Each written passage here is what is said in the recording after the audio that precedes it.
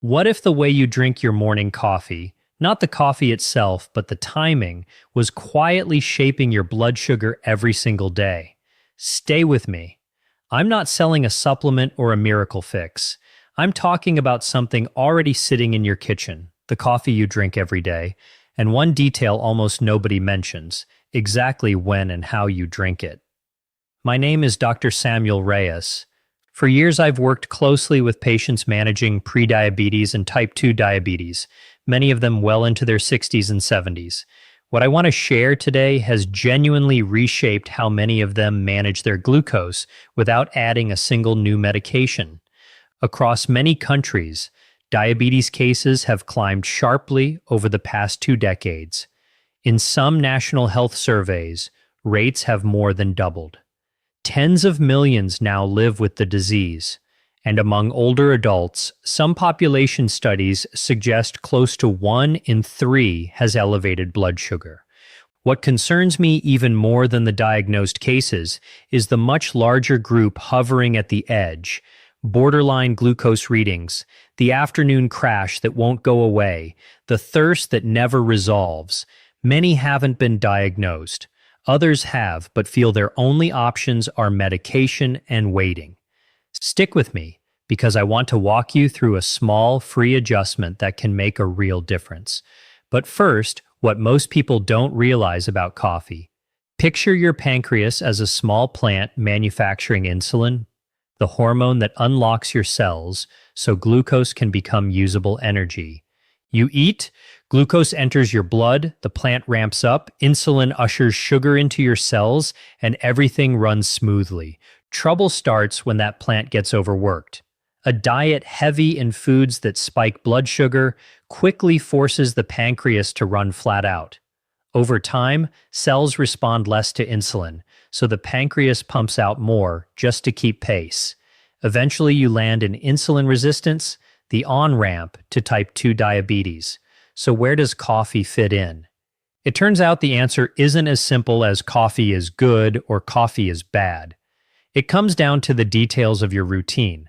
Coffee is chemically complex, packed with active compounds. 2 stand out: chlorogenic acid and trigonelline. Think of them as traffic controllers in your gut. Drink coffee before a meal, and they slow how quickly sugar from your food is absorbed, turning a sudden flood of glucose into a gentler, steadier flow your pancreas can handle without strain. A large analysis in a major diabetes research journal, drawing on roughly 1 million participants, found regular coffee drinkers had a meaningfully lower risk of type 2 diabetes. And the more cups per day, up to a point, the stronger the effect. A separate review from a well-known Scandinavian research institute, pooling about 30 studies and over 1 million people, linked both regular and decaf coffee to roughly a 30% lower risk. But here's what almost nobody mentions.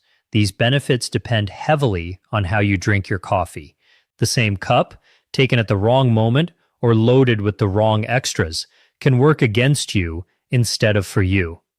I see this play out constantly in my practice. Let me tell you about a patient I'll call Mr. Alvaro, 72, retired, a man of strict habit, drinking coffee since his teens. When he first came to see me, his fasting glucose sat at 138, and his 3-month blood sugar average was running well above target. "Doctor," he told me, "I do everything right. Coffee every day, walks 3 times a week." So I asked him to walk me through exactly how he drank that coffee, and that's where we found the problem. A large cup of strong black coffee the moment he woke before eating anything, another around 3 with a sugary biscuit, sometimes a third before bed to help him unwind. 3 classic mistakes, the same 3 I see in patient after patient, regardless of age or background. This does the most damage.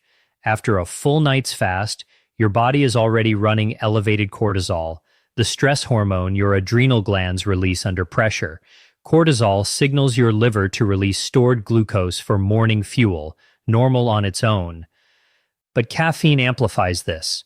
It stimulates the adrenal glands further, and your liver dumps even more glucose into your blood before you've eaten a bite. Research in nutrition journals has documented this exact pattern. It seems harmless enough, but a spoonful of sugar triggers an immediate glucose spike that cancels the benefit of the chlorogenic acid you just consumed, like lighting a small fire and then pouring fuel on it. Artificial sweeteners aren't necessarily the safe swap people assume, either. Emerging research suggests some may disrupt the gut bacteria involved in glucose metabolism in ways that can work against you over the long run. One large cohort analysis found black coffee without additives linked to a meaningful drop in diabetes risk per daily cup, but that protective effect shrank sharply once sugar entered the picture. The fix is refreshingly simple.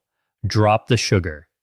Caffeine has a half-life of 5 to 6 hours, so a 3 o'clock cup is still half active by 8 that evening, keeping cortisol elevated and disrupting the deep sleep your body uses to regulate glucose. Poor sleep feeds back into poor glucose control, a loop that reinforces itself. Once we restructured Mr. Alvaro's routine, his fasting glucose dropped from 138 to 112 within 8 weeks, and his long-term marker improved substantially. No new medication, no drastic diet, no gym, just a smarter relationship with his coffee cup. Wake up, drink water, wait 30 to 60 minutes, eat something with protein, eggs, cheese, plain yogurt, then have your coffee plain. Protein buffers caffeine's effect on cortisol, and research in endocrinology journals shows eating protein before caffeine blunts the post-meal glucose spike. For an extra edge, stir in a half teaspoon of cinnamon, which reviews link to modest improvements in fasting glucose. 20 to 30 minutes before your main meal, drink a small plain black coffee. The chlorogenic acid slows sugar absorption from the meal ahead, softening the spike that's one of the biggest drivers of diabetes risk. Research from a Harvard-affiliated hospital found coffee's active compounds measurably reduced glucose and insulin in the first 15 minutes after a carb-heavy meal compared to placebo.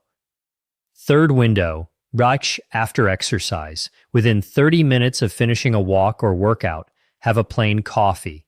Freshly worked muscles pull glucose from the blood almost like sponges, and caffeine appears to enhance that effect. Most health guidelines consider up to 4 or 5 small cups a day reasonable, matching where research shows the strongest benefit. But if coffee gives you palpitations, anxiety, or insomnia, scale back to a couple of cups or switch to decaf, which retains much of the chlorogenic acid. Diane, 68, a retired teacher, had managed type 2 diabetes for 3 years on metformin, but her long-term glucose marker was stuck above 7.5%, despite doing everything by the book. Her actual routine told the story. Sweetened coffee with milk in the morning, more sweet coffee and biscuits in the afternoon, and almost no movement. We built a simple plan. Wait 45 minutes after waking, eat a boiled egg, then plain coffee with cinnamon, a small black coffee before lunch, a 25-minute walk 3 afternoons a week followed by coffee, and no more sweetened afternoon coffee or biscuits. 6 weeks later, her long-term marker had dropped to 6.8%, her fasting glucose to 109. I woke up with energy for the first time in years, she told me. We didn't change her medication. We changed her relationship with coffee. Any added sugar, refined, brown, honey, triggers an immediate spike that cancels the protective effect. Artificial sweeteners, linked to gut microbiome disruption that can work against glucose metabolism. Plain stevia appears to be a gentler option. Instant, heavily processed coffee often hides sugar and additives. Fresh ground, whole bean coffee is the better choice. Pairing coffee with ultra-processed food, white bread, packaged cookies, industrial cakes, creates a glucose spike no amount of chlorogenic acid can offset. Coffee works best alongside 2 other habits. Movement, 20 to 30 minutes of brisk walking, 3 to 5 times a week, meaningfully improves insulin sensitivity since working muscles pull glucose from the blood almost independently of insulin. Protein, the macronutrient with the mildest effect on blood sugar, which also protects muscle mass, your body's biggest glucose consumer, and becomes more important as we age. Aim for a source like eggs, chicken, fish, beans, or yogurt at each meal. Put smart coffee, movement, and protein together, and the effects compound. Coffee improves how sensitive your cells are to insulin. Movement pulls glucose out of the bloodstream directly, and protein keeps the spikes after meals in check. None of it requires a gym membership or a special product, just a bit of intention around habits you likely already have. Everything here is a lifestyle strategy grounded in research, but none of it replaces medical evaluation or ongoing care. If you're already diagnosed and taking medication, never adjust your dosage on your own. Bring this to your doctor and make any changes under professional guidance. Your body isn't working against you. It's constantly trying to find balance. Rising glucose, lingering fatigue, swelling legs, these are signals, not failures. And often what your body is asking for isn't a new prescription. Sometimes it's something as small as when you drink your next cup of coffee. Health doesn't live in a pharmacy. It lives in the small choices we repeat every day, quietly, without much notice, until one day they add up to something real. Start with one small change today. Your future self will thank you for it.